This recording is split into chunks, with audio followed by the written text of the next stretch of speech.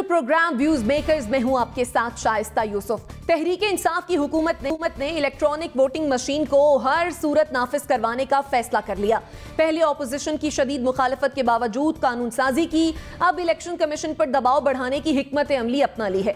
विफाकी काबीना के इजलास के बाद प्रेस कॉन्फ्रेंस में वजीर इत्तलात फवाद चौधरी ने कहा कि आइंदा इंतखाबात ईवीएम पर करवाने लाजमी हैं। चाहते हैं इलेक्शन कमीशन इसकी तरफ भरपूर तरीके से आगे बढ़े और इंतखाबात को फौरी ईवीएम पर शिफ्ट करे। फवाद चौधरी ने कहा कि अगर ऐसा ना हुआ तो एक नुक्ता नजर यह है कि हुकूमत इलेक्शन कमीशन को फंड नहीं दे सकेगी। इलेक्शन कमीशन ईवीएम से इंतखाबात करवाए वरना फंड्स नहीं मिलेंगे। विफाकी काबीना का ये बयान सामने आया है।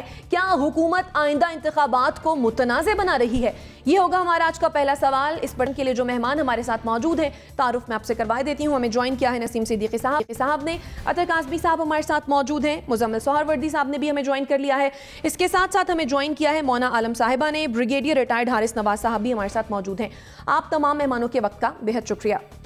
मोना, आपकी जानिब आऊंगी। आज फवाद चौधरी साहब का जो बयान सामने आया, तनाज़े का एक और इंदिया नजर आ रहा है बज़ाहिर। तो अब आपके ख्याल में क्या हुकूमत के इख्तियार में है कि इस तरह फंड्स रोक ले जिस तरह से फवाद चौधरी साहब ने बयान दिया है? इख्तियार की बात पे तो मुझे नहीं लगता कि हुकूमत ऑब्वियसली नहीं रोक पाएगी ईसीपी के फंड्स। ये तो मैं नहीं समझती कि ऐसा हो सकता है। लेकिन जहां तक ईवीएम का ताल्लुक है, वो आपको पता है कि इलेक्शन कमीशन ने क्योंकि अपनी एक कंस्ट्रेंट के तौर पर बताया था कि फाइनेंशियली भी, माली तौर पर भी इनको इम्प्लीमेंट करने के लिए उनको मालियाती फंड्स की जरूरत है। यकीनन ज्यादा फंड्स दरकार होंगे और कुछ स्टडीज भी इस हवाले से हुई हैं कि कितना इजाफी खर्चा या कितने इजाफी अखराजात इस हवाले से आएंगे।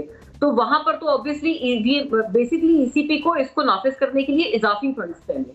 जो उनको ऑलरेडी मिल रहा है वो तो ऑब्वियसली मैं नहीं समझती हुकूमत उनको रोक सकती है, लेकिन इजाफी फंड्स ऑब्वियसली हुकूमत उनको, मुझे लगता है, मजबूत कर रही है कि उसी सूरत ईसीपी को दिए जाएंगे अगर ईवीएम का निफाज होता है। अच्छा, बात अब इसमें करने की ये है कि मुतनाज़े तो यकीनन ऑपोजिशन तो आपको पता है इसको किसी सूरत मानने को तैयार नहीं है, और इसमें भी कोई शुबा नहीं है कि ज्वाइंट सेशन से पहले उनको उस तरह से ऑनबोर्ड नहीं लिया गया। हत्ता कि ये कि स्पीकर ने खत लिखा था ऑपोजिशन को कि वो आए और इसके ऊपर मिलकर बैठे, लेकिन उसके जवाब से कबल ही ज्वाइंट सेशन बुला लिया गया और बआसानी पास हो गया ये तमाम बिल। ये भी हमारे सामने है, तो इसमें भी कोई ढकी छुपी बात नहीं है कि वोट्स तो पूरे मिल गए हुकूमत को ज्वाइंट सेशन में जो उनको बर्तरी हासिल थी। और ऑपोजिशन ने कहा था कि हम हर सूरत इस बर्तरी को इसको डिफाई करेंगे, इसकी नफी करेंगे, अपनी तरफ लोगों को तोड़ेंगे और अपनी तरफ उनको जोड़ेंगे, एलाइज में से भी और हुकूमती जमात से भी। तो वो अपोजिशन करने में नाकाम रहे, तो इसलिए ये बासानी ये वाले बिल्स तो पास हो गए। लेकिन बात यह है कि यकीनन मैं इस बात से मुत्तफिक हूँ 100% कि जितनी भी इलेक्शंस कंटेस्ट करने वाली जमातें हैं उनका ऑन बोर्ड होना जरूरी है, क्योंकि लाजमी बात है जो इंटरिम हुकूमत आएगी, पूरी हुकूमत आएगी, उन्होंने आगे जाकर इंतखाबात कराने हैं। और अगर सिर्फ एक जमात इसके हक में हुई ईवीएम के और बाकी सारी जमातें इसके खिलाफ हुई, तो आप ये समझे कि ये तो एक तरह से वही हो गया कि इलेक्शन से पहले ही एक तनाज़ा खड़ा होगा और उसी की बुनियाद पर, जैसे अभी हम लोग, हमारी पार्लियामेंट में कोई वर्किंग रिलेशनशिप नहीं है अपोजिशन हुकूमत के दरमियान, वही एक सिलसिला चलता रहेगा कि इलेक्शंस की बुनियाद पर जो तलखियां बढ़ेंगी और जो शुरू होंगी, जो मसाइल आपस में इनके शुरू होंगे, वो 5 साल तक वो चलते रहेंगे। पार्लियामान उसकी वजह से यरगमाल रहेगी, कोई कानून साजी नहीं हो पाएगी, कोई अच्छी बहस पार्लियामेंट में नहीं हो पाएगी। तो इन सब से गुरेज करने के लिए मुझे लगता है कि जनरल इलेक्शन में इसका तजुर्बा ना करें, उससे पहले किसी ज़िमनी इंतखाब में ये बिल्कुल ईसीपी को करना चाहिए कि किसी ज़िमनी इंतखाब में ईवीएम का इस्तेमाल कर लें, ताकि हुकूमत भी जो कह रहे हैं, जो उनका भी दावा है कि ये फूल प्रूफ है, वो भी एक तरह से उनकी बात को भी हम लोग आजमा लें। और जो ईसीपी कह रहे हैं कि इसमें बहुत सारी कबातें हैं, सॉफ्टवेयर मैनिपुलेट हो सकता है, तो ईसीपी के भी ये इल्जामात कितने दुरुस्त हैं या उनकी ये शिकायत कितनी दुरुस्त है, ये भी हम लोग देख लेंगे। जनरल इंतखाब में इसको अगला ज़िमनी इससे पहले इस्तेमाल करें, लेकिन जनरल में डायरेक्ट इस्तेमाल करके इतना बड़ा तनाज़ा मुझे नहीं लगता हमें। ठीक है, इतना बड़ा तनाज़ा आपके ख्याल में इसको नहीं बनाना चाहिए। मुजम्मिल सोहरवर्दी साहब, बार बार ईवीएम के इस्तेमाल पर इंसिस्ट किया जा रहा है जनरल इलेक्शन में, आपके ख्याल में क्या हुकूमत को ये लगता है कि ईवीएम ही वाहिद जरिया है अगले 5 साल इख्तिदार में आने के लिए? नहीं, पोस्चर से तो यही रखता है, पॉलिसी से तो यही लगता है कि इतना इंसिस्ट करने की और तो कोई वजह समझ नहीं आती है कि अगर इत्तफाक राय नहीं है तो वो सोलो फ्लाइट से एक तरफा तौर पर बुलडोज क्यों कर रहे हैं ईवीएम का मामला पार्लियामेंट में भी और इलेक्शन कमीशन के ऊपर भी। और ये मंतक भी काबिल फ़हम नहीं है कि आप किसी इदारे को कहें कि हुकूमत के मैं फ़ंड्स नहीं दूंगी जब तक तुम मेरी बात नहीं मानोगे। कल अदलिया को कह देंगे कि आप अगर हमारे हक़ में फ़ैसले नहीं करेंगे तो हम आपको फ़ंड्स नहीं देंगे। परसों फ़ौज को कह देंगे कि हम आपको फ़ंड्स नहीं देंगे जब तक आप हमारी सियासी हमायत नहीं करेंगे। तो फिर किस किस इदारे पे ये हुकूमत ये कदगन लगाएगी कि जब तक वो इस हुकूमत का एजेंडा आगे नहीं बढ़ाएंगे वो उन इदारों को फ़ंड्स नहीं देगी। तो ये कोई ज़्यादा कोई इतनी समझदारी और जमहूरियत और आइनी बात तो नज़र नहीं आती है। जिस इदारे के जो फ़ंड जिस इदारे का हक़ है वो हुकूमत को उनको देने चाहिए। अब जहाँ तक ईवीएम की बात है, इस वक्त ये ठीक है कि पार्लियामेंट से ईवीएम का कानून पास हो गया है और वो लॉ ऑफ द लैंड है जब तक कि उसको अदालतों से चैलेंज ना किया जाए या पार्लियामेंट उसको अनडू ना करे। इलेक्शन कमीशन पाबंद है ईवीएम पे इलेक्शन कराने का क्योंकि कानून बन गया है। अगर अब इलेक्शन कमीशन ये कहे कि मैं ईवीएम पे इलेक्शन नहीं कराता तो ये भी गैर कानूनी बात होगी, क्योंकि अगर कोई चीज़ पार्लियामेंट से पास हो गई है तो इलेक्शन कमीशन को तो उसकी पासदारी का पाबंद है। अब देखना टाइमिंग का है, हुकूमत को जल्द अज जल्द फंड देने चाहिए। उन्होंने कहा है हमने ईवीएम मशीनें खरीदनी है। मैंने पंजाब के लोकल गवर्नमेंट के मिनिस्टर से पूछा कि आप पंजाब के बल्दियाती इंतखाबात ईवीएम पे करवाएंगे। उन्होंने कहा नहीं, हम पंजाब के बल्दियाती इंतखाबात तो ईवीएम पे नहीं कराएंगे। देखिए, जब गवर्नमेंट खुद भी सिलेक्टिव है कि वो कहती है इस्लामाबाद के ईवीएम पे कराएंगे, पंजाब के ईवीएम पे नहीं कराएंगे, केपी के नहीं कराएंगे, सिंध के नहीं कराएंगे, तो पहले तो आप छोटे छोटे काउंसलर्स के और यूसी नाज़म्स के और मेयर्स के इंतखाबात करा कर देख लें, फिर आपको ज़िमनी इंतखाबात करा कर देख लें। पूरी दुनिया में टेस्ट ट्रायल हुए हैं, टेस्ट रन हुए हैं। मुझे हुकूमत की मंतक भी समझ नहीं आती है और इलेक्शन कमीशन को भी अब वो मैं ना मानूं वाली रट ख़त्म करनी चाहिए। एक कानून बन गया और कानून की पासदारी सबके लिए लाजमी है जब तक कि वो कानून ख़त्म ना हो जाए। ठीक है। अच्छा ब्रिगेडियर साहब, हम देख रहे हैं कि जनरल इलेक्शंस अब बहुत ज़्यादा दूर नहीं है, अब जबकि इतना कम वक्त बचा है, सारी मशीनरी का इंतज़ाम करना और फिर लोगों को ट्रेन करना उस आवाम को जो कि ठप्पा भी गलत लगा देती है, टेक्निकली आपको लगता है कि ये मुमकिन हो पाएगा? देखें शाइस्ता, बात ये है कि मुज़म्मिल साहब भी बात ठीक कर रहे हैं कि एक ये देखना है कि जब एक नेशनल असम्बली ने एक बिल पास कर दिया है, now it is an act, और इसको इलेक्शन कमीशन पाकिस्तान को मनोन कबूल करना उनकी रिस्पॉन्सिबिलिटी। नाउ रेस्ट और विद इलेक्शन कमीशन कितना ट्रांसपेरेंट, क्या क्या pre condition they should tell to the government of Pakistan के जी इसके लिए हमारी ये 10 रिक्वायरमेंट है। नंबर 1, हमने इलेक्ट्रॉनिक वोटिंग मशीन में ये रिकमेंड किया था 3-4 चीज़ें ये होनी चाहिए, ये हमें तहफ़्फ़ुज़ दूर करें, प्लस हमें इतने अरसे के अंदर फंडिंग अवेलेबल करें ताकि हम इसको टाइम के ऊपर अप्रूव कर सकें और ले सकें। प्रॉब्लम ये है कि we are not used to hard work, इसके लिए अभी एमरजेंसी बेसिस पे दिन रात मेहनत करनी पड़ेगी, तब जाके 1.5-2 साल में तमाम चीज़ें इन ऑर्डर होंगी, मशीन भी प्रोक्योर होंगी, सिस्टम चेक किए जाएंगे, मॉक एक्सरसाइजेस करनी चाहिए। प्लस जाहिर है कि उसके साथ कोई भी बाई इलेक्शन MP MNA का होता है वो ज़रूर ट्राई करना चाहिए, उसमें देखें कि क्या प्रैक्टिकल इसमें स्नैक्स हैं, पिटफॉल्स हैं, उसके बाद उसको सिस्टम को ठीक किया जाए। लेकिन इसके साथ साथ गवर्नमेंट को ये कंडीशन लगा देनी फंडिंग, आई थिंक ये उनकी थोड़ी सी जाती है, ये नहीं इनको करना चाहिए, बल्कि उनको कहना चाहिए कि हम आपको फ़ंड प्रोवाइड करेंगे, we are providing you fund for holding of at least 1 MNA और MPA constituency election through EVM complete set आपको दे रहे हैं, इसको आप ट्राई करें, इमीडिएट ट्राई करें, हमें बताएं कि आपको कितने टाइम के अंदर कितने कितने फंड चाहिए, कैसे आपका सिस्टम रिक्वायरमेंट है, क्या करेंगे, ये सारी चीज़ें करें। बट इलेक्शन कमीशन की willingness should be very clear, ये हाफ हार्टेड टू ट्राई कि ये ना हो, क्योंकि आपको मेहनत करनी पड़ेगी, बहुत ज़्यादा इसमें होमवर्क करना पड़ेगा, वो जिसकी वजह से ये कोशिशें की जा रही कि ये ना किए जाएँ।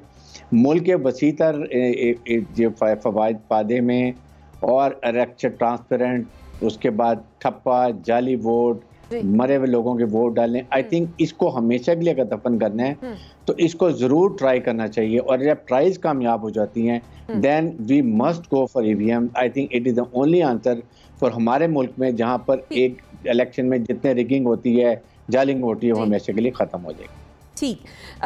अतर काज़मी साहब, पहले ज़बरदस्ती कानून साजी कराई गई और अब इस तरह का रवैया इख्तियार किया जा रहा है, क्या आने वाले इंतखाबात मुतनाज़े होने जा रहे हैं? देखिए ये जो टर्म है ना कि जबरदस्ती कानून साजी, यहाँ पे कोई जबरी शादी हुई है? ये जमहूरियत है, जमहूरियत के अंदर कानून कौन पास करता है? पार्लियामेंट पास करती है। क्या इमरान खान साहब उस दिन अपने घर से कोई बंदे ले आए थे जिन्होंने आके वो कानून पास किया, या कोई अपना वो मुफ्ती ले आए थे जिसने आके वहां पे किसी का जबरदस्ती जनाब वो करवा दिया? ये सारा सिलसिला ये बिल्कुल गलत तासुर देने की कोशिश है कि जी बिल्डोज कर दिया, जबरदस्ती कर दिया। भाई जमहूरियत में तो यही होता है, जमहूरियत में जिसकी अक्सरियत होती है वो अपना उसकी हुकूमत बनाता है और हुकूमत अपने कानून पास करती है। अगर ये समझते हैं कि सब कुछ बिल्डोज हुआ, कुछ जबरदस्ती हुआ, तो ये ले जाएं अपनी वहां पे अक्सरियत साबित करें और खत्म कर दें सब कुछ। तो ये बिल्कुल सरासर बार बार गलत तासुर कायम करने की कोशिश की जा रही है कि जी जबरदस्ती कर दिया, जबरदस्ती कर दिया। कोई जबरदस्ती नहीं हुई, जॉइंट सेशन हुआ और पार्लियामेंट ने इसको पास किया। अब दूसरी बात यह है कि आप इलेक्शन कमीशन के हवाले से, इलेक्शन कमीशन का अगर आप रवैया देखें तो वो पहले दिन से इसके अंदर एक पार्टी बना हुआ है। उसका तासुर उसका इस तरह वो देता रहा कि ये जो चीज है ये गलत है, ये नहीं होनी चाहिए। अपने ऑफिशियल ट्विटर अकाउंट से भी वो इस तरह की चीजें शेयर करते रहे। लेकिन अब ये कानून बन गया है। अब इलेक्शन कमीशन को भी चाहिए और हुकूमत को भी चाहिए कि इसके ऊपर जिस तरीके से भी अमल दरामद हो सकता है मिलजुल के काम करें। और जो हुकूमत का भी रवैया के बाहर आके कह रहे हैं कि जी हम इनको फंडिंग नहीं देंगे, ये एक तरह से आप ओपनली उनको डराने की या धमकाने की कोशिश कर रहे हैं। मेरा नहीं ख्याल कि हुकूमतों का रवैया ऐसा होना चाहिए। आपने कानून पास कर दिया, कानून इलेक्शन कमीशन को भेज दे। इलेक्शन कमीशन होता कौन है जो कानून को ना मानने वाला हो, आइन के तहत काम करता है ना। तो इलेक्शन कमीशन को तो इसके ऊपर अमल दरामद करना पड़ेगा। अब हुकूमत का यह फर्ज बनता है कि इलेक्शन कमीशन के साथ मिलके इसको अच्छे तरीके से पहले आजमाएं, जिस तरह पहले भी यहां पे जिक्र हुआ, बल्दियाती इंतखाबात में आजमाएं, जिमनी इंतखाबात में आजमाएं। लेकिन ये वे फॉरवर्ड है। बहुत सारे मसाइल हैं हमारे इंतखाबी अमल के अंदर। हमने देखा चाहे सेनेट का इलेक्शन हो जहां पे करोड़ों के वोट बिकते हैं, या कोई ज़िमनी इंतखाब हो जहां हजारों के वोट बिकते हैं। कब तक हम ये सिलसिला देखते रहेंगे? अगर हमने जमहूरियत को रही सही स्पिरिट के अंदर हमने अपने मुल्क के अंदर लेके आना है तो कुछ तब्दीलियां लानी पड़ेंगी। और आप सबको मैच्योरिटी का मुजाहरा करने की जरूरत है, हुकूमत को भी, इदारों को भी, और जो दीगर भी जमातें। ये पाकिस्तान का मसला है, किसी एक जमात का या किसी एक कैंपेन जिसे कह सकते हैं इलेक्शन, किसी एक हल्के के इलेक्शन का मसला नहीं है। ठीक है। नसीम सिद्दीकी साहब, आपके ख्याल में क्या हुकूमत यकतरफा तौर पर ईवीएम पर इंतखाबात मुंतकिल करा पाएगी? बिस्मिल्लाहिर्रहमानिर्रहीम, शुक्रिया शाइस्ता। आप देखें कि सबसे बड़ी बात तो ये कि 440 के हाउस में अगर आप 221 की मेजॉरिटी से ऐसा बिल पास करवा रहे हैं जो कि बहुत ही कंट्रोवर्शियल है, तो मुझे वो मुनासिब नहीं लगता कि वाकई ये ज़बरदस्ती बिल पास करवाने वाली बात है। जब इस किस्म का मामला था तो मेरे ख्याल से 440 वोट जो है वो इसके हक़ में आने चाहिए थे, क्योंकि आप धांधली की जो शोर मचता है इलेक्शन के बाद उसको रोकना चाह रहे हैं और आप दूसरे जो फरीकैन है, अपोजिशन है, उन्हें ऑन बोर्ड ही नहीं ले रहे, तो ये कैसे होगा कि इस पर शोर नहीं मचेगा। दूसरा, इलेक्शन कमीशन की एक बहुत बड़ी जिम्मेदारी है, उनको चाहिए कि इस इलेक्शन से पहले ये जो फॉरेन फंडिंग वाले केसेस हैं इनको भी फाइनल करें, क्योंकि अगर ये आप लिंगर ऑन करेंगे अगले 5 साल के बाद फिर ये केसेस चलते रहेंगे तो किसी को एतबार ही नहीं रहेगा कि एक मामला चल रहा है और उसका आप कोई फैसले ही नहीं कर रहे और उन फैसलों के साथ ही आप जो है वो अगले इलेक्शन भी करा रहे हैं। इलेक्शन कमीशन को अब एक ऑन बोर्ड हो जाना चाहिए, क्योंकि हुकूमत ने एक बिल पास कर दिया है। हुकूमत को जो है वो एक वालिदैन की तरह रोल प्ले करना पड़ता है। उनको ये धमकियां नहीं देनी चाहिए इदारों को कि हम फंडिंग रोक देंगे, हम पैसे नहीं देंगे, बल्कि करना ये चाहिए था, ये जो 1 साल से बहस चल रही है, जिस तरह बाकी मेरे साथियों ने कहा है, इनको लाजमी तौर पर ये इलेक्शन ज़मनी इंतखाबात ईवीएम पे करवाने चाहिए थे। उससे ये होता कि सिर्फ अपोजिशन नहीं, आवाम भी इनके साथ ऑन बोर्ड हो जाती। आवाम को उसमें क्या मसाइल आते हैं वोट डालने में, क्योंकि आवाम पहले जो है मैनुअल वोट डालती रही है, जब वो ईवीएम पे वोट डालती तो वो अपना नुक्ता नज़र भी दे सकती थी कि ये बेहतर है या बेहतर नहीं है। फिर उसमें जो लकूनाज आते, जो फॉल्ट्स आते, आपको मौका मिलता है उसको दूर करने का। अब आप जब जनरल इलेक्शन में ईवीएम के साथ दाखिल होंगे, आरटीएस जिस तरह फेल हो गई, कोई और मामला हो जाता है, तो उस वक्त आप क्या करेंगे? तो ट्रायल बेसिस पे होना चाहिए। दुनिया में हर जगह ये होता है कि कोई भी चीज़ जब नई आती है उसके ट्रायल्स होते हैं। आपने देखा कि अभी वैक्सीन बनी है, पहले वैक्सीन के ट्रायल्स हुए, फिर उसके बाद इंसानों को लगाई गई। तो ईवीएम पे जब आप इतना शोर मचा रहे हैं, आप इतना उसको कॉन्फिडेंस अपना शो कर रहे हैं, तो आपको चाहिए कि ज़मनी इंतखाबात, बल्दियाती इंतखाबात, पहले आप ट्रायल ज़रूर करें, ताकि उस पर अपोजिशन, इलेक्शन कमीशन और आवाम, जो सबसे इंपॉर्टेंट है क्योंकि वोट आवाम ने डालना है, उनका भी नुक्ता नज़र आपके सामने आ जाएगा, तो आप बड़े आराम से इसको जनरल इलेक्शन में ला सकते हैं। सही, ठीक हो गया। मुजम्मिल साहब, आप कुछ ऐड करना चाह रहे थे? जी, मैं ये कहना चाह रहा हूँ कि इलेक्शन कमीशन को अब चाहिए कि वो उसके पास जितनी भी रजिस्टर्ड सियासी जमातें हैं और बिलखसूस जो सियासी जमातें इस वक्त पार्लियामान में मौजूद हैं, वो उनको बुलाए और उनको कहे कि ये कानून बन गया है, ये ब्रीफिंग है और ये कानून है और ये हम आगे इसको लेके जाना चाह रहे हैं। अगर गवर्नमेंट नहीं कोई काम कर सकी, और अपोजिशन का भी मुतालबा था कि हमें election commission is the best forum, मेरे ख्याल में now is the right time, जब लॉ बन गया है तो इलेक्शन कमीशन को वन स्टेप फॉरवर्ड आकर सब सियासी जमातों पर के साथ मुशावरत का अमल भी शुरू करना चाहिए, मशीन सिलेक्शन भी करनी चाहिए, सब कुछ करना चाहिए और सबको ऑन बोर्ड लेके आगे बढ़ना चाहिए। और वो इलेक्शन कमीशन बहुत कलीदी किरदार इसमें अदा कर सकता है, क्योंकि उसके बाद सब सियासी जमातें रजिस्टर्ड हैं, सब उसकी पाबंद भी हैं, वो किसी की रजिस्ट्रेशन कैंसिल भी कर सकता है जो उसकी बात ना माने। तो इसलिए मैं समझता हूँ कि इलेक्शन कमीशन को अब आगे का रास्ता अपनाना चाहिए इसके ऊपर। ठीक है, यानी धमकियां मेज रवैया सभी का मानना यह है कि मुनासिब नहीं है। ट्रायल के तौर पर कोई ज़िमनी इंतखाब जो है वो ईवीएम पर करवा के देख लिया जाता ताकि ऑपोजिशन और आवाम का भी जो है वो एतमाद ईवीएम पर बहाल हो जाता। नाज़रीन, ब्रेक पर जाएंगे और जब ब्रेक से वापस आएंगे फिर अगले सेगमेंट की जानिब बढ़ते हैं। Stay with us.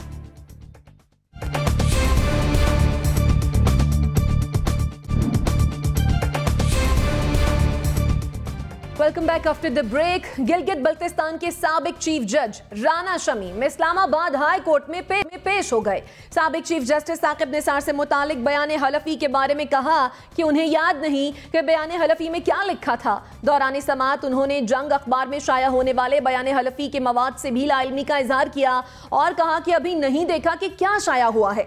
Chief justice अतर मिनल्ला ने जब उनसे बयान हलफी का मकसद पूछा तो वो अदालत को मुतमईन न कर सके।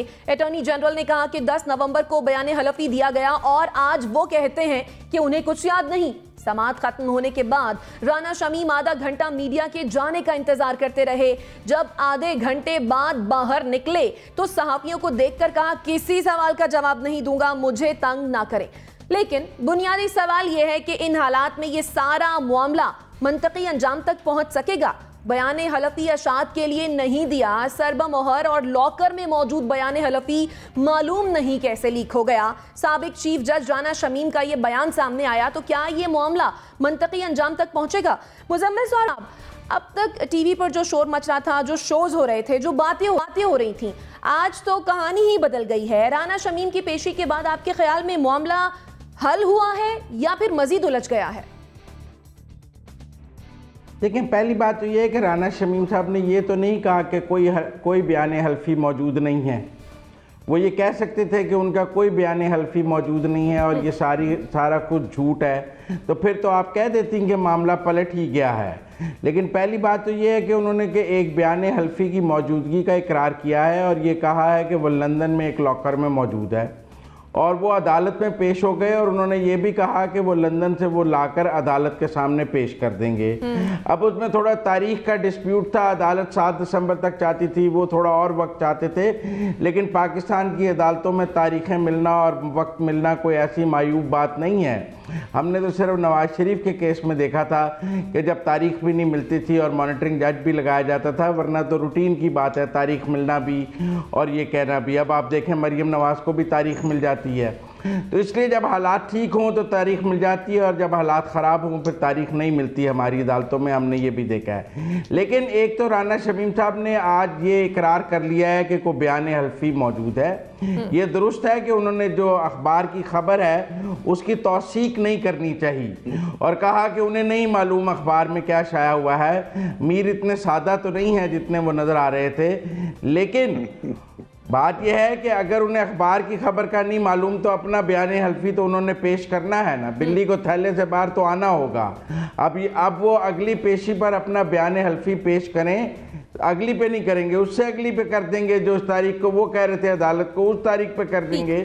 तो जब बयान हल्फी उनका सामने आ जाएगा तो क्या अदालत फिर साकिब निसार को बुला लेगी? मोना, आपसे यही सवाल करूंगी कि कैसे मुमकिन है कि राना शमीम साहब को ये मालूम ही नहीं हुआ कि सरबा मोहर एक बयान हलफी है और वो कैसे बाहर आ गया?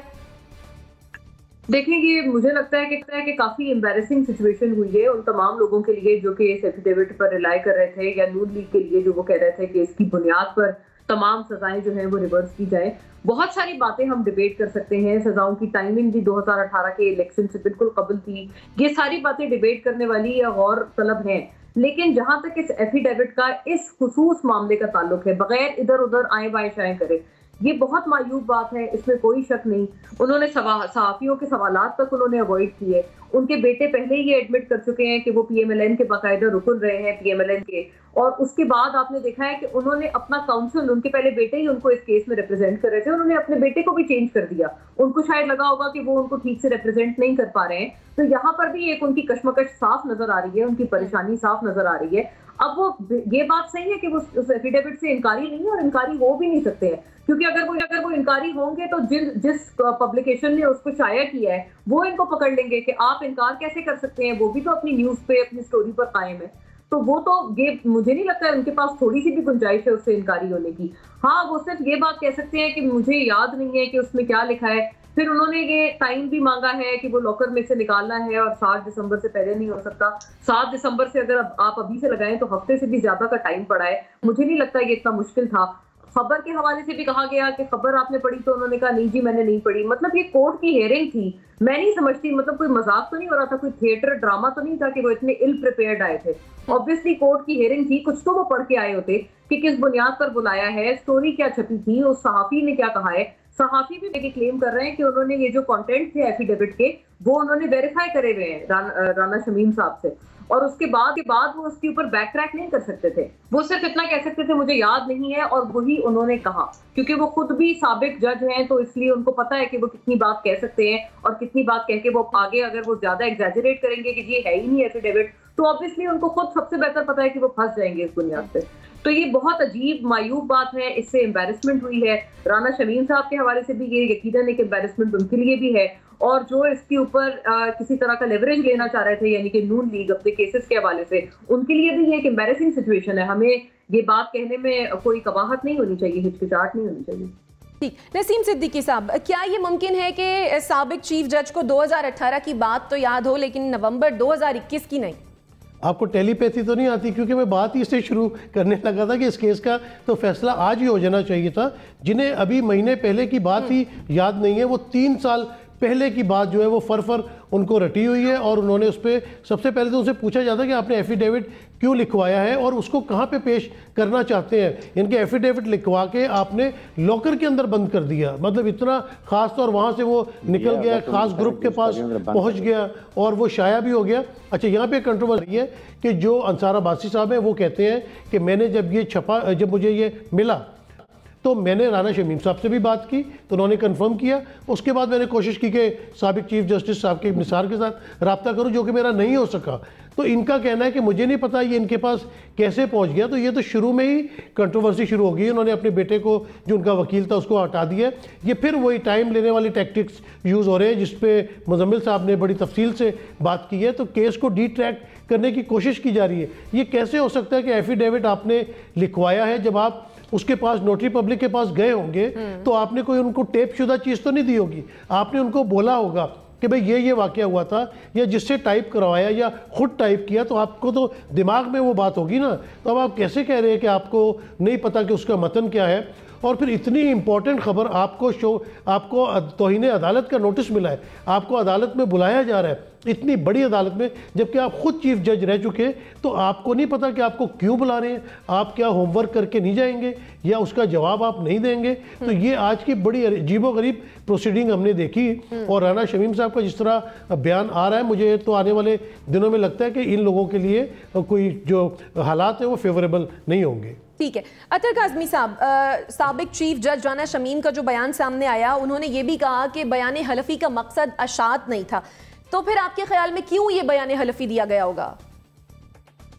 देखिए, ये बड़ा इंपॉर्टेंट क्वेश्चन है और यही चीज अदालत को भी पूछनी चाहिए कि ये बयान हल्फी आपने बनाया क्यों है। इसलिए कि पाकिस्तान के ऊपर हम सब लोग बहुत ज्यादा कंसंट्रेट कर रहे हैं। जिस दिन ये बयान हल्फी आया था उस दिन भी एक और प्रोग्राम में भी मैंने ये बात की थी कि ये जो बयान हल्फी लंदन से नोटराइज्ड होके आया है, अटेस्ट होके आया है और लंदन के अंदर बना है, इसका मकसद पाकिस्तान से ज्यादा ऐन मुमकिन है कि लंदन से रिलेटेड कोई चीज हो, बरतानिया की अदालत से रिलेटेड कोई चीज हो, बरतानिया में किसी की कोई एप्लीकेशन से रिलेटेड कोई चीज हो। तो ये भी एक चीज मद्देनजर रखनी चाहिए कि क्या पता ये जो एफिडेविट है ये तो पाकिस्तान के लिए था ही नहीं, ये तो लंदन में किसी जगह पे इस्तेमाल होना था किसी कानूनी कार्रवाई के दौरान या किसी केस के दौरान। तो एक इसका ये भी नुक्ता है, इस हवाले से भी अदालत को क्लियर करना चाहिए, उनसे पूछना चाहिए कि जी आपने ये एफिडेविट बनाया है, इसकी वजह क्या है। कोई वजह होती है ना, इसलिए कि जब आप किसी को यादाश्त लिखवाते हैं वो तो आप वैसे भी लिखवा सकते हैं, आपने खाली यादाश्त नहीं लिखवाई, आपने फिर उसको नोटराइज्ड करवाया, उसको ऑफिशियल बनाया, फिर उसके साथ साथ एक न्यूज के इदारे को वो मिल गया, उन्होंने छाप भी दिया, जिसकी वजह से अब इतनी बड़ी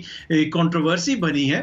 तो ये एक ऐसा मुआमा है जो आने वाले दिनों में हल होगा, और मेरे ख्याल में ये जो तारीख लेने का काम कर रहा है, इसको लटकाया जा रहा है, तो ऐन मुमकिन है कि ये एफिडेविट अभी किसी और जगह पे इस्तेमाल हो रहा हो, किसी और कानूनी कार्रवाई में इस्तेमाल हो रहा हो, किसी और मुल्क में इस्तेमाल हो रहा हो। जब तक वहां से कोई आंसर ना आ जाए तो यहां से इस केस को लंबा करने की कोशिश की जा रही हो। लेकिन ये बड़ा एक एम्बैरेसिंग सिचुएशन है, खुसूसन एक ऐसे प्रोफेशनल के लिए जिनका अपना ताल्लुक लॉ से है, और सारा केस ही एक अखबारी स्टोरी के ऊपर बना, उसी के ऊपर नोटिस लिया गया। उनके बेटे इंटरव्यू देते रहे, इंटरव्यू में वो गाने सुनाने की भी फरमाइशें करते रहे। उनके बेटे ने यहां तक एक इंटरव्यू में कह दिया मैं फैसल वाडा के साथ रेस लगा के मसले का हल कर दूंगा। तो आई डोंट नो ये किस तरीके से इस केस को लड़ने की कोशिश कर रहे हैं। ये तो बड़ी एम्बैरेसिंग सिचुएशन है इनके लिए, और एंड मुमकिन है कि अगली समाअत में कोई चीजें क्लियर हों, पर मुझे लगता नहीं है इसको कंफ्यूज करने की कोशिश की जाएगी, इसीलिए वकील को तब्दील किया गया। आप देखेंगे कि अगली समाअत के ऊपर भी कोई इस किस्म का बहाना पेश किया जाएगा। ठीक है, ब्रिगेडियर साहब, आपके ख्याल में राना शमीम का बयान हलफी कहीं उनके अपने गले पड़ता हुआ तो नजर नहीं आ रहा? ये मुझे तो लग रहा है कि बहुत ही इनके लिए प्रॉब्लम्स होगी, इसलिए कि ये एक चीफ जज हैं, गिलगित बल्तिस्तान के रहे हैं। नंबर 2, आप कैसे कह सकते हैं कि आपको नहीं पता कि बयान हलफी में आपने क्या लिखा हुआ है? अखबार के 10 नंबर के जितने अखबार इशू हुए हैं उनकी आपने स्टेटमेंट उस पर नहीं पढ़ी आपने खबरें? आपने इसको इंग्लैंड में क्यों आपने सील किया? Why not in Pakistan? Number 1। Number 2, seal करना, उसको सेफ कस्टडी में रखना, ये आपकी प्राइम रिस्पॉन्सिबिलिटी थी, आपने ये क्यों नहीं किया? कैसे लीक हुआ? लीक जान के कराया गया, अखबारों में आया, उस वक्त आपने कोई बयान नहीं दिया। आज आप अखबार में कोर्ट में आके कह रहे हैं कि मुझे पता ही नहीं है। You are not that innocent. ये बड़ी ही साजिश है अदलिया के खिलाफ और पाकिस्तान के अदारे के खिलाफ। समझने की बात हमें यह है कि इस वक्त मरियम नवाज का और नवाज शरीफ की बेल एप्लीकेशन जो है, और कैप्टन सफदर की वो हाई कोर्ट में है, ये उसको असरअंदाज करने के लिए की गई है, प्लान करके इंग्लैंड से किया गया है। नंबर 2, आपने वहाँ पर आमिर फारूक जो जज हैं उनको कंट्रोवर्शियल बनाया कि वो खुद रिज़ाइन कर दें कि जी मैं कंट्रोवर्शियल हो गया, और फिर ये 2 साल के लिए एक केस लटक जाए। नंबर 3, के रिस्टार्ट से ये जरूर है इस्लामाबाद हाई कोर्ट चेक करने चाहिए कि आमिर फारूक कहाँ थे, was in Pakistan, he was out of country, ताकि ये 2+2 करेंगे, बड़ी चीज़ें क्लियर हो जाएंगी। लेकिन उसके बाद अगर इनका हल्फी बयान गलत है, देन सूटेबल नेचुरल बात है कि इनके खिलाफ डिसिप्लिनरी एक्शन लेना चाहिए, ताकि पता चले कि इन्होंने किसके कहने पे क्यों किया, और उससे कितनी बड़ी अपनी को आपको इस साख को नुकसान पहुँचाया और अदलिया को नुकसान पहुँचाया। ये चीज़ें आप बंद होनी चाहिए। जिस तरीके से मेरे ख्याल में तो ये मुझे क्लियर लगता है कि ये बहुत बड़ी एक साजिश है। साजिश को बेनकाब करना इस वक्त इस्लामाबाद हाई कोर्ट का काम है, and they should take all measures to ensure कि कौन गलत है, अगर ये गलत है उनके खिलाफ कार्रवाई की जाए। ठीक है, नसीम सिद्दीकी साहब, मुजम्मिल सोहरवर्दी साहब से एक छोटा सा सवाल पूछ लूं, फिर आपके जाने बाती हूं। मुजम्मिल सोहरवर्दी साहब, फवाद चौधरी साहब का एक बयान आया है, वो ये कहते हैं कि ऐसा लगता है कि साबिक वजीर आजम के जरिए जो है ये बयान हलफी जो है वो लीक हुआ है, क्या कहेंगे? ये तो वो रिपोर्टर ही बता सकते हैं उनको किसने दिया, मेरे पास कोई इल्म गैब है। बाकी हम रोज़ाना ख़बर की तलाश में रहते हैं, और जहाँ से ख़बर मिल जाए तो हम खबर देने की कोशिश करते हैं। अगर ख़बर ठीक है, अगर बयान हल्फी यही है जो राना शमीम साहब पेश कर दें, तो फिर तो रिपोर्टर तो एक मैसेंजर है, उसको डोंट शूट द मैसेंजर। फिर मैं समझता हूँ ना रिपोर्टर का कसूर है ना मीडिया हाउस का कसूर है। खबर की तलाश हमारा काम है, खबर जहाँ से भी मिले देनी चाहिए। किससे मिले, कैसे मिले, सोर्स कौन है, ये तो नहीं बताया जा सकता, और ना ही बताना चाहिए एथिकली। कहीं से भी मिली है, अगर ये बयान हल्फी दुरुस्त है यही है बयान अल्फी जो राना शमीम साहब का है। और अगर जो अदालत में वो पेश करते हैं और जो छपा है वो सेम है, तो फिर ना मीडिया उसका कसूर है, ना रिपोर्टर का कसूर है, और ना ही मैं समझता हूँ वो रिपोर्टर और वो मीडिया हाउस ये बताने के पाबंद हैं कि उन्हें किसने दिया। हम अपने स्टोरीज के सोर्स कभी नहीं बताते हैं। मैंने भी कई खबरें दी हैं, अदालत को सोर्स तो नहीं बताया जाता, फैक्चुअली खबर सही होनी चाहिए। सच और झूठ का फैसला होता है, सोर्स का फैसला तो नहीं होता। ठीक है, नसीम सिद्दीकी साहब आप कुछ कहना चाह रहे हैं? जी बिल्कुल शाइस्ता, मैं ये कहना चाहता कि वाकई जिस तरह ब्रिगेडियर साहब बात कर रहे थे कि आप टाइमिंग देखें कि पहले राना शमीम साहब का एफिडेविट जो है वो लीक किया जाता है और पाकिस्तान में लीक किया जाता है, कहीं और क्यों नहीं लीक होता। उसके बाद जो है वो एक ऑडियो आ जाती है अमेरिका से, जिसमें आपने देखा कि उसके दोनों जो ऑडियो और वीडियोस थी दोनों जो है वो एक ही चीफ जस्टिस के ऊपर अटैक किया जा रहा था। तो लाजमी बात है, इसका कोई मकसद था कि पहले आपने लंदन से एक चीज़ को लीक आउट करते हैं, फिर उसके बाद एक फैब्रिकेटेड, जो कि साबित भी हो गई है कि बहुत सारी गुफ्तगू के छोटे छोटे टुकड़े मिला के एक ऑडियो बनाई गई थी और वो भी साबित हो गई। और ये बिल्कुल जो है ये प्री प्लान लगता है, और आने वाले दिनों में जब ये केस चलेगा तो उसमें दूध का दूध और पानी का पानी हो जाएगा। ठीक है, मुजम्मिल साहब आप कुछ कहना चाह रहे हैं? मैं हैरान हूं, कहते हैं साबित हो गई है, झूठी है कि जी फोरेंसिक एजेंसी ने रिपोर्ट दी है, करवा लेना उसका फोरेंसिक एजेंसी से रिपोर्ट।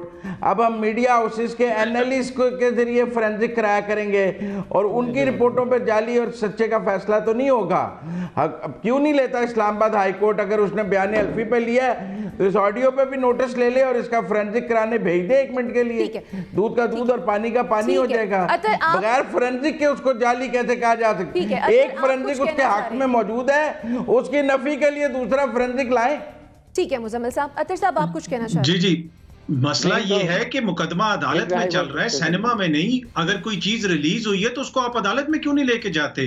इतनी ऑथेंटिक है चीज, इतने नाकाबिले तरदीद शवाहिद हैं, तो जो मुतासरा पार्टी है वो क्यों नहीं अदालत में लेके जाती? हर किसी को कह रहे हैं तुम नोटिस ले लो, तुम नोटिस ले लो। भाई केस आपके ऊपर, आप अदालत में ले जाए, किसने आपको रोका है? दूध का दूध और पानी का पानी हो जाएगा। फिर मजबूरन उनको फोरेंसिक भी करवाना पड़ेगा, तो आप क्यों नहीं लेके जा रहे अदालत में? ये मंतक किसी को समझ नहीं आ रही। अगर मुजम्मिल साहब को ये मंतक पता है तो वही समझा देंगे हमें भी और कौम को भी।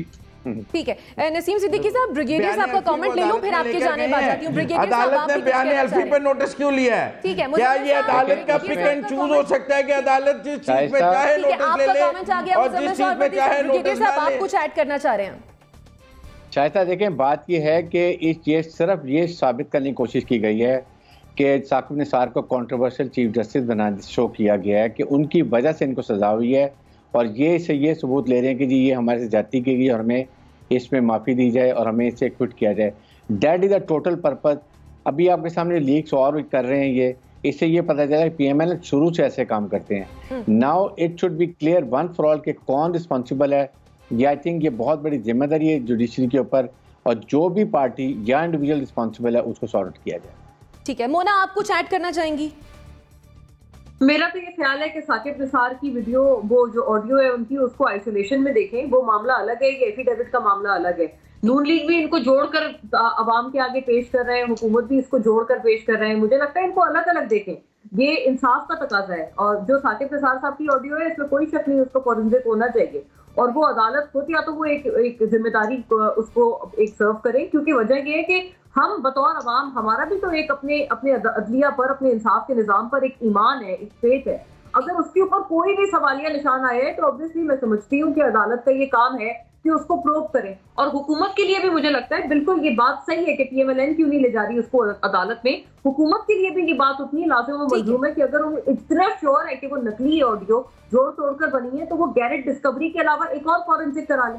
ठीक है, नसीम सिद्दीकी साहब वेरी क्विकली कमेंट कीजिएगा, मुझे ब्रेक की जाने पड़ेगी। शाइस्ता, बिल्कुल बात इस तरह हो रही थी कि अगर इस्लामाबाद हाई कोर्ट ने उस पर एक्शन लिया है पहले वाले हलफनामे के ऊपर, तो वो उनके ऊपर भी जो कीचड़ उछाला गया था इस वजह से लिए। दूसरी जो ऑडियो लीक हुई है उसमें किसी और जज या कोर्ट का नाम नहीं है, इस वजह से। दूसरी बात यह है कि हम बड़े ये कहते हैं कि हमें कोई खबर मिलती है हमें तस्दीक करनी चाहिए, हम कोई बच्चे नहीं हैं, हमें खबर देख के पता चल जाता है कि अथेंटिक है या नहीं है। तो उस ऑडियो में भी पता चल रहा है कि उसमें किस तरह से जो है वो ऑल्ट्रेशंस की गई हैं। उसके लिए अमेरिका की हमें फोरेंसिक पे बहुत ज़्यादा यकीन है, और अपने जो हमारे यहाँ पे इदारे हैं उनके ऊपर यकीन करने पर हम बिल्कुल तैयार नहीं। तो ये बिल्कुल गलत बात है कि आप हर बात अमेरिका और लंदन से जाके कराएं। ये मुल्क जिसमें आप रहते हैं, जिसका खाते हैं, उस पर भी एतबार करना चाहिए, उसकी अदालतों पे भी एतबार होना चाहिए, उसके इदारों पे भी एतबार होना चाहिए। ठीक है, सेगमेंट को वाइंड अप करते हैं। ऊंट के साथ बैठेगा ये तो वक्त ही बताएगा। नाज़रीन, जब ब्रेक से वापस आएंगे तो फिर बात करेंगे तहरीक इंसाफ की, जिसकी मुश्किलात में इजाफा होता बज़ाहिर दिखाई दे रहा है। स्टे विद अस।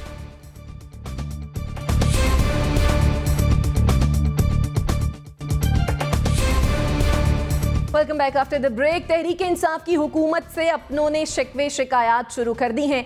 पहले मुलाकातों के लिए वक्त और तरक्याती कामों के लिए फंड्स न मिलने पर रहनुमा नाराज थे कि अब लंदन में मौजूद गवर्नर पंजाब चौधरी मोहम्मद सरवर ने भी अपना दिल खोल दिया है। प्रेस कॉन्फ्रेंस में कहा कि गवर्नर बनने की ख्वाहिश नहीं थी, लेकिन पार्टी ने रस्मी ओहदा देकर साइड लाइन कर दिया है। उन्होंने कहा कि काम का ओहदा दिया जाता तो डिलीवर कर सकता था। सवाल यह है कि क्या सियासी रहनुमाओं ने अपने तौर पर इंतखाबी मुहिम की तैयारियां शुरू कर दी हैं और वो आहिस्ता आहिस्ता अवाम में वापसी के लिए हुकूमत से फासला इख्तियार करेंगे क्या? सवाल यह है कि पंजाब बनने की ख्वाहिश नहीं थी, ये कहा है गुलाम सरवर चौधरी सरवर साहब ने। मुजम्मिल सोहरवर्दी साहब, आपके ख्याल में पीटीआई के एक्टिविस्ट पर्टिकुलरली चौधरी सरवर साहब के पास क्या ऑप्शंस हो सकते हैं अगर वो अगले इंतखाबात में पीटीआई के साथ नहीं रहना चाहते तो? देखें, वो मुस्लिम लीग नून के भी गवर्नर पंजाब थे और जब इक़्तिदार मुस्लिम लीग नून से जा रहा था तो वो सबसे पहले मुस्लिम लीग नून गवर्नरशिप उन्होंने छोड़ी। वो एक बिल्कुल बहुत ज़हीन और ज़ीरक सियासतदान हैं। उन्हें पता लग जाता है कब इक़्तिदार आ रहा है और कब इक़्तिदार जा रहा है। उन्हें पता लग गया था कि मुस्लिम लीग नून से इक़्तिदार जा रहा है और तहरीक इंसाफ के पास इक़्तिदार आ रहा है, इसीलिए वो मुस्लिम लीग नून की गवर्नरी छोड़कर तहरीक इंसाफ के पास चले गए।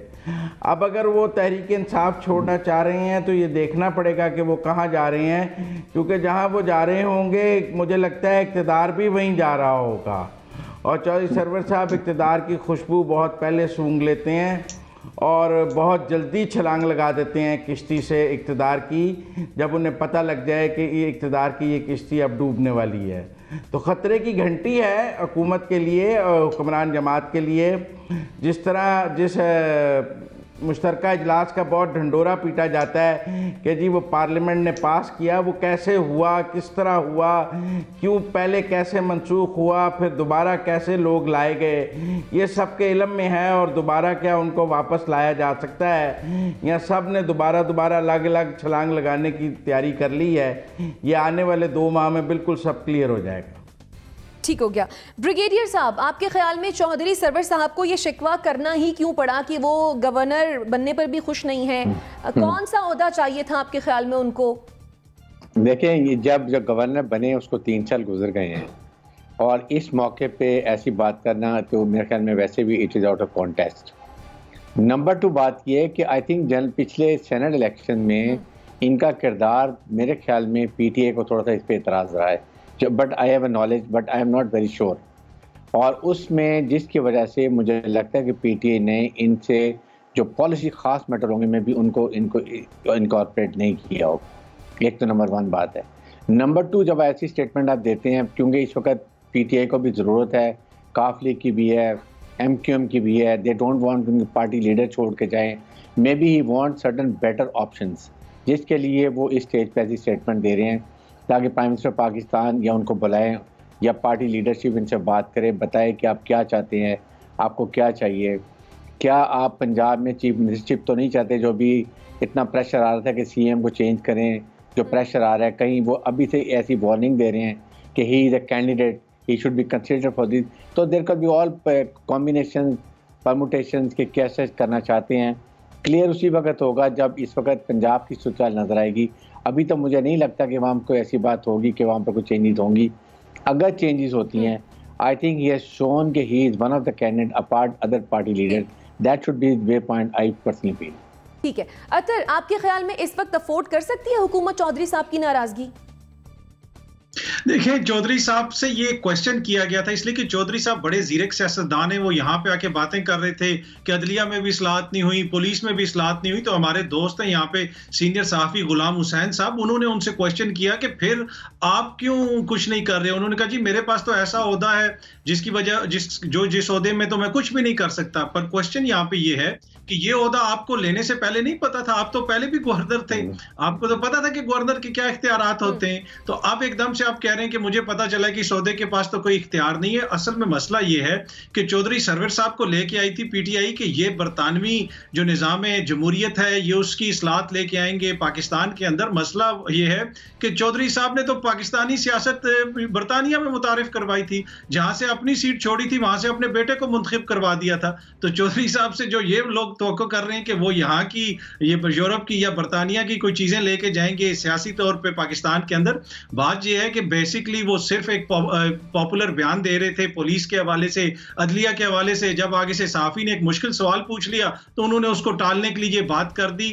मुजम्मिल साहब ने 2 महीने की बात की है, नोट कर लें आज की तारीख। 2 महीने के बाद चौधरी सरवर भी यहाँ पे होंगे, ये हुकूमत भी यहाँ पे होगी, कोई बंदा कहीं नहीं जा रहा। 2 महीने के बाद इसी प्रोग्राम के अंदर मैं और मुजम्मिल साहब इसके ऊपर दोबारा बात भी कर रहे होंगे।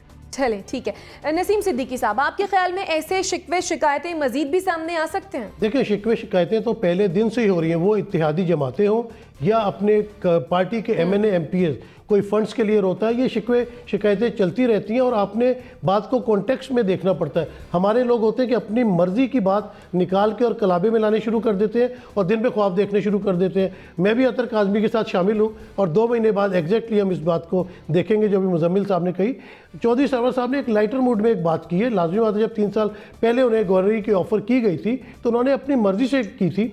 और मैं जब भी लाहौर गया हूँ, ये मिलने का मुझे इत्तेफाक हुआ है क्योंकि हम लंदन से एक दूसरे को जानते थे, वो हमेशा बहुत बिजी रहे हैं, काफ़ी इस्लाहात लेके आए हैं, उन्होंने काफ़ी चीज़ों के ऊपर काम किया। लेकिन एक लाइटर मूड में उन्होंने कहा कि ये जो बड़े मामलात हैं, इस्लाहात लानी है, ये तो कौमी असम्बली या सेनेट इनका काम होता है। मैं तो जिस ओहदे पे काम कर रहा हूँ वहाँ पे इतना ज़्यादा कोई इन चीज़ों का ताल्लुक नहीं होता। दूसरी बात ये होती है कि वो CM-शिप के कैंडिडेट नहीं बन सकते, ये भी गलत बात है, क्योंकि अगर उनको असम्बली में आना है तो मैं कम अज़ कम गवर्नरी छोड़ के 2 साल के वक्फे के बाद वो इलेक्शन लड़ सकते हैं। तो वो अभी CM-शिप के कैंडिडेट नहीं है, अगले इलेक्शन भी शायद वो ना लड़ सके, क्योंकि अगर वो उसको भी तकरीबन 1.5 साल रह गया। तो मेरे ख्याल से उन्होंने एक लाइटर मूड में बयान दिया था, जो हमारे साथियों ने उसको बड़ा उछालना शुरू कर दिया या उससे दूसरे नताइज अखज़ करना शुरू कर दिए।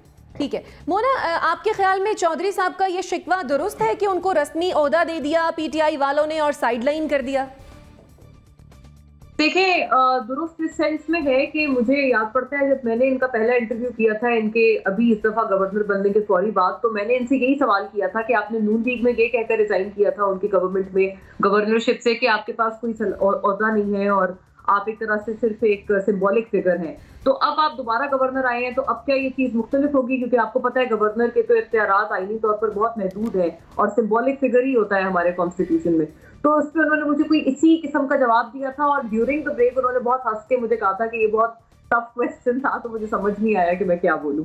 तो ये बात ये है कि एक्चुअली आपको पता है चौधरी सरवर साहब की एक अच्छी लॉबी है और वो पंजाब में खासा असर रसूख रखते हैं सियासतदानों पर, उस्मान गुलजार साहब पर भी। पंजाब में इस तरह PTI की काफी आपको पता है उनके धड़े हैं, लॉबीज हैं, और चौधरी सरवर वाला जो ग्रुप है वो एक इस तरह का मानने वाला ग्रुप है कि वो इन्फ्लेशन या महंगाई के हवाले से खासा एक दर्द महसूस करता है आवाम का। तो ये बात तो मुझे उनके हवाले से जाती तौर पर पता है। इस वजह से जब भी उनसे ये सवाल किया जाता है तो ये बात यकीनन है कि वो जितने अच्छे और जीरक सियासतदान हैं, अगर वो गवर्नर नहीं या किसी अच्छे फाल रोल में होते कॉन्स्टिट्यूशनली, तो वो इसके बारे में यकीनन कुछ ना कुछ करते हैं। इस बात की मुझे खासी श्योरिटी है क्योंकि उनके अंदर एक जेन्युइन इस बात का दर्द है। शायद उन्होंने इसी हवाले से ये बात की हो। जहां तक ग्रुपिंग का सवाल है PTI की, वो तो शुरू दिन से मौजूद है और अब भी मौजूद है। ठीक हो गया, आपका भी पॉइंट आ गया। बहरहाल 2 टाइम दिया है अतर काज़मी साहब ने और नसीम सिद्दीकी साहब भी साथ हैं उनके, और उनका कहना यह है कि मुजम्मिल सोहरावर्दी साहब जो कह रहे हैं कि 2 महीने बाद देखते हैं कि चौधरी मोहम्मद सरवर साहब कहाँ पर होंगे, तो चलें देख लेंगे। नाज़रीन, इसी के साथ मुझे और मेरे मेहमानों को दीजिए इजाज़त, अल्लाह ने के बाद।